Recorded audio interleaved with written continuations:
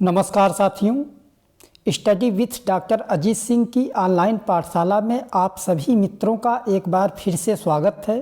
साथियों, आज की क्लास में हम सिविक्स क्लास 12 जिसमें ऑब्जेक्टिव क्वेश्चन हम सॉल्व करने वाले हैं जो एग्ज़ाम की दृष्टि से बेहद महत्वपूर्ण हैं।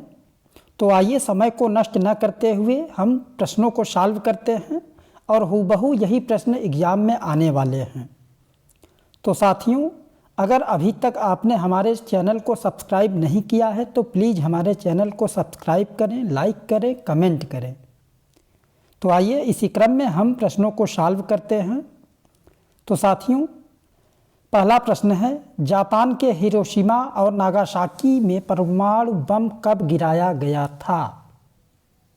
हिरोशिमा व नागासाकी में परमाणु बम कब गिराया गया था?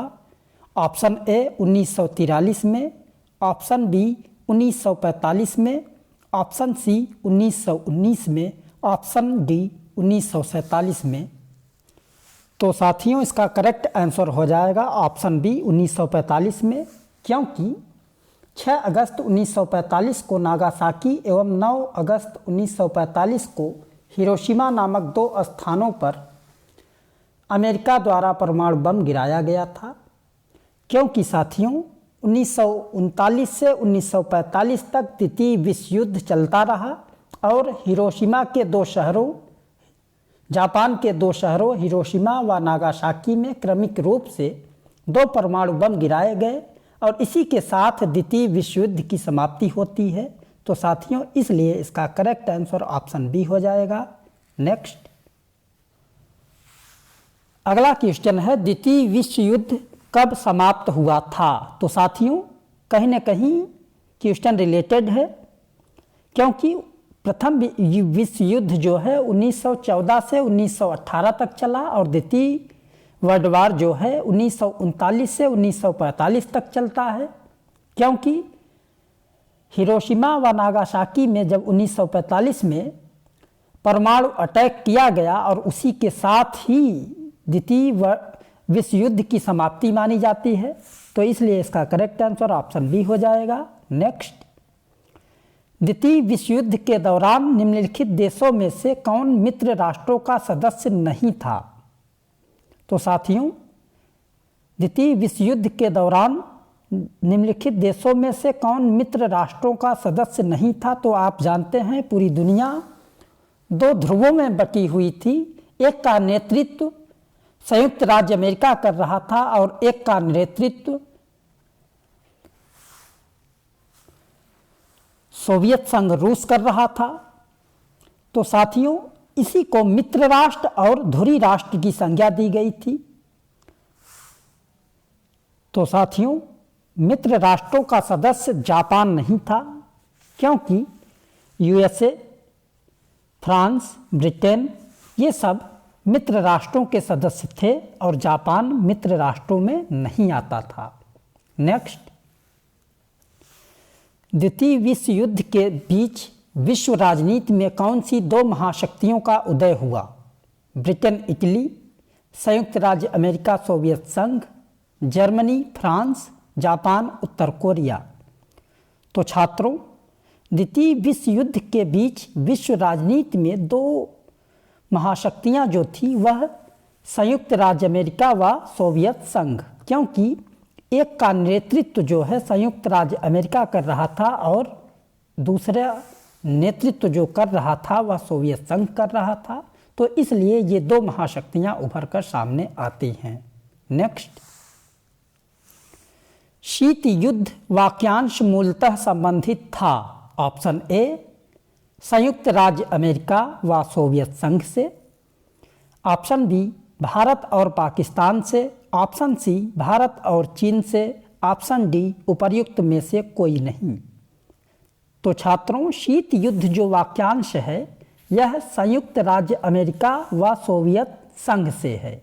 जब द्वितीय विश्व युद्ध की समाप्ति हो जाती है 1945 में, तो 1945 से लेकर के 1991 का जो समय होता है बीच का, इसी को शीत युद्ध का नाम दिया गया, अर्थात कोल्ड वार का नाम दिया गया। तो साथियों, यह वाक्यांश जो संबंधित है वह संयुक्त राज्य अमेरिका व सोवियत संघ से है। नेक्स्ट, निम्नलिखित में से कौन से देश गुटनिरपेक्ष आंदोलन के संस्थापक सदस्य थे? भारत और चीन, चीन और अमेरिका, भारत और यूगोस्लाविया, भारत और इंडोनेशिया। तो छात्रों, गुटनिरपेक्ष आंदोलन के संस्थापक सदस्य जो माने जाते हैं वह भारत और यूगोस्लाविया थे। नेक्स्ट, गुटनिरपेक्षता की नीति के प्रतिपादक थे बाल गंगाधर तिलक, महात्मा गांधी, जवाहरलाल नेहरू, डॉक्टर भीमराव अंबेडकर। तो छात्रों, गुटनिरपेक्षता की नीति के प्रतिपादक जो थे वह जवाहरलाल नेहरू जी थे। इसीलिए गुटनिरपेक्षता की नीति के नाम से नेहरू नासिर टीटो के नाम से भी जाना जाता है। अगला क्वेश्चन है, प्रथम गुटनिरपेक्ष सम्मेलन कहाँ हुआ था? Japan, Belgrade, Cuba, Africa. तो साथियों, प्रथम गुटनिरपेक्ष सम्मेलन बेलग्रेड में हुआ था। नेक्स्ट, भारत में गुटनिरपेक्ष आंदोलन के जनक कौन थे? श्री जवाहरलाल नेहरू, श्री मोरारजी देसाई, श्रीमती इंदिरा गांधी, श्री राजीव गांधी। तो साथियों, भारत में गुटनिरपेक्ष आंदोलन के जनक जवाहरलाल नेहरू जी थे। अगला क्वेश्चन है, धुरी राष्ट्रों का सदस्य था? तो आप जानते हैं, एक तरफ मित्र राष्ट्र थे और एक तरफ धुरी राष्ट्र थे। मित्र राष्ट्रों में ब्रिटेन, अमेरिका, फ्रांस ये सारे देश आते थे और धुरी राष्ट्रों में सोवियत संघ, जापान इत्यादि देश आ रहे थे। तो धुरी राष्ट्रों का सदस्य था, तो धुरी राष्ट्रों का सदस्य सोवियत संघ था। नेक्स्ट, शीत युद्ध का संबंध किन दो देशों से है? ये क्वेश्चन साथियों 2022 में पूछा गया है।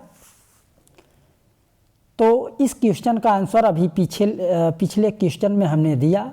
शीत युद्ध का संबंध दो देशों से है, यूएसए और सोवियत संघ से है।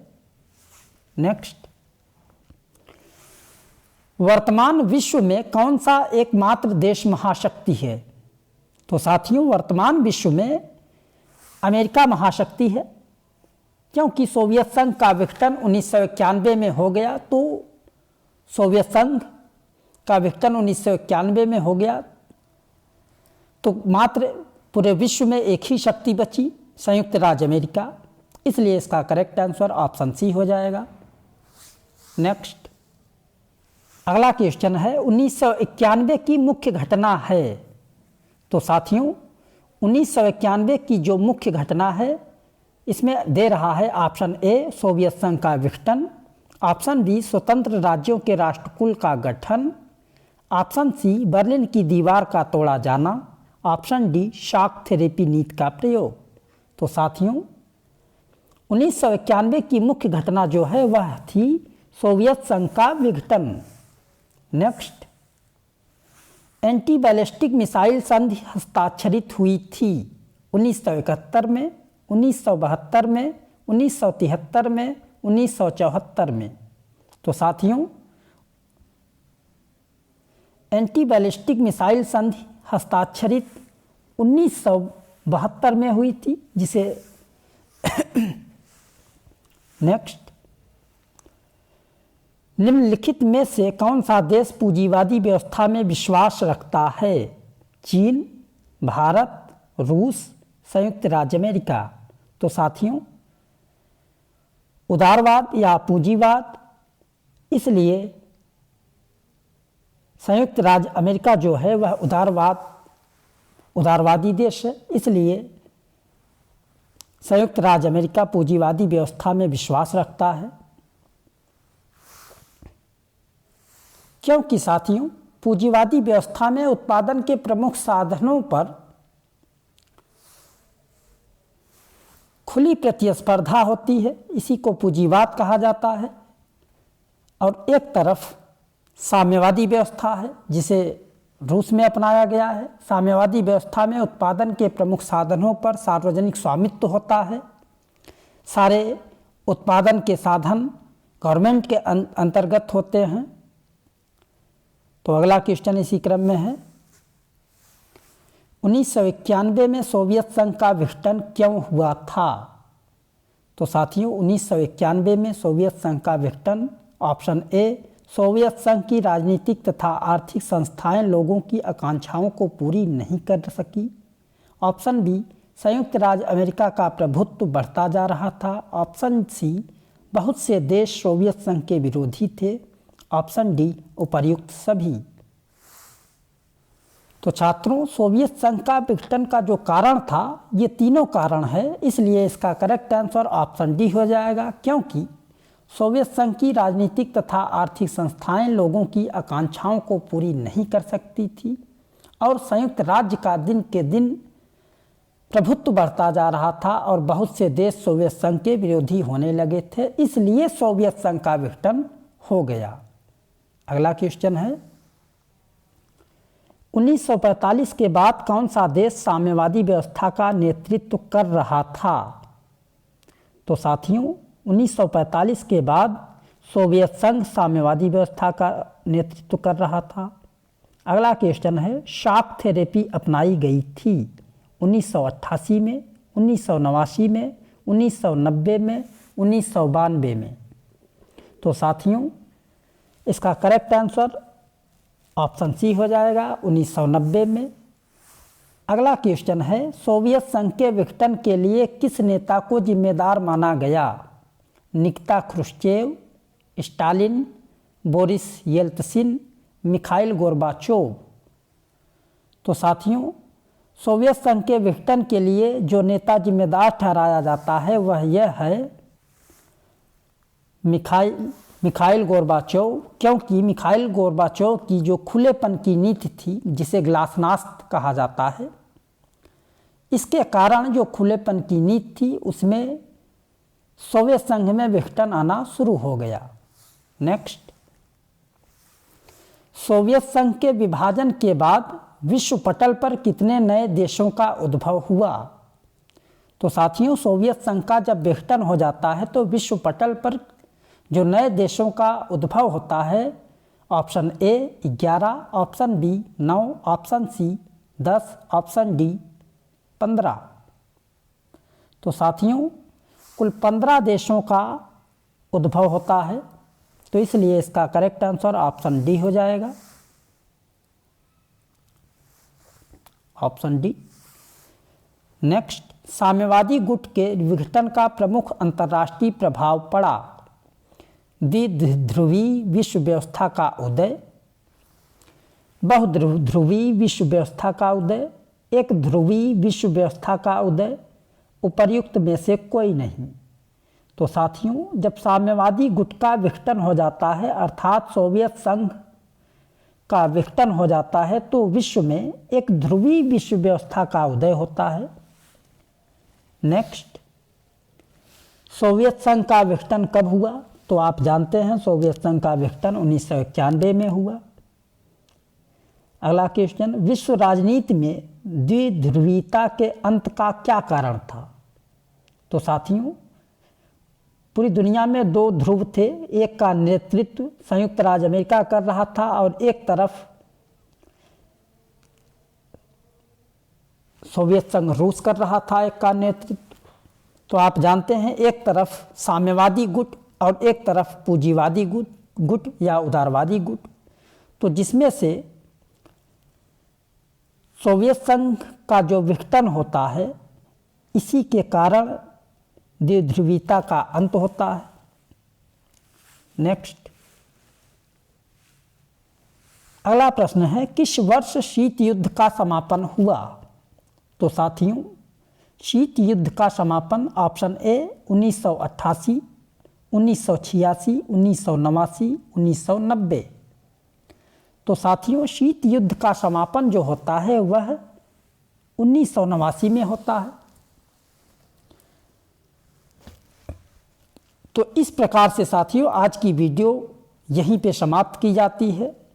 लेकिन क्लास को समाप्त करने से पहले यदि आपने हमारे चैनल को अभी तक सब्सक्राइब नहीं किया है तो प्लीज़ हमारे चैनल को सब्सक्राइब करें, लाइक करें, कमेंट करें। और साथियों इसी प्रकार से आपको सभी चैप्टर से जो ऑब्जेक्टिव टाइप के क्वेश्चन उपयोगी होंगे, महत्वपूर्ण होंगे, आपको मिलते रहेंगे क्रम से। इसी के साथ आज की क्लास समाप्त करता हूँ। जय हिंद, जय भारत।